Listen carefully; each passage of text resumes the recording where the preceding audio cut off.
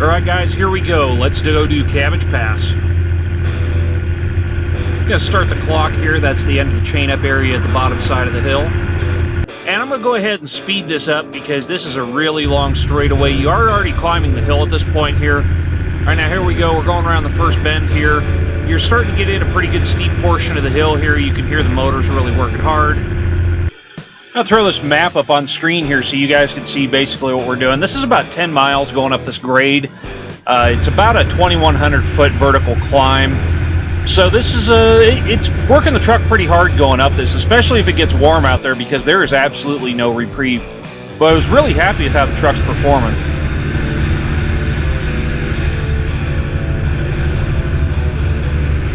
Man, you had this close call here. That Magnum truck almost rear-ended that Conestoga going uphill.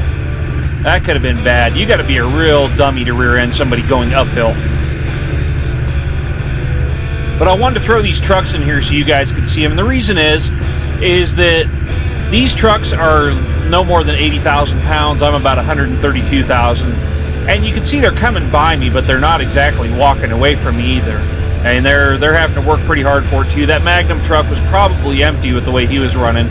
But the other trucks here, you can see that they're having a hard time really pulling away from me in this stretch here. They're not exactly blowing my doors off. That's pretty good considering I'm not quite twice the weight that they can legally be, but I'm pretty close to it. I'm within 20,000 pounds of what their maximum legal gross is. So pulling through here, the truck was doing really good. The temperature was just staying right at about 209 degrees. It was absolutely phenomenal. I think it was about 65, 70 degrees outside that day.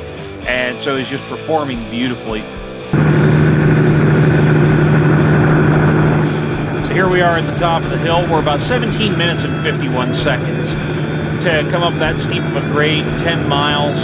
We're doing really well.